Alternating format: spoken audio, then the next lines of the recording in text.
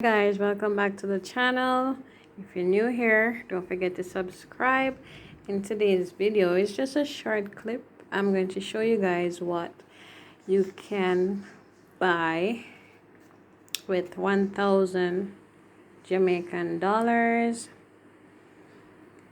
This is about 8 to 9 US dollars. So I got back $100 from the shop.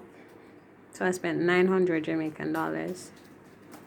Okay, so I got the Doritos, Pepsi, some milk, 2 hot and spicy Vienna sausages, and 2 yummy old time bola.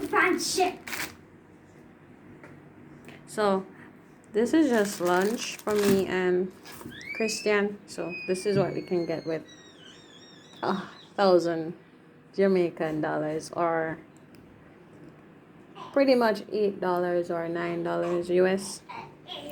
Thanks for watching. Bye.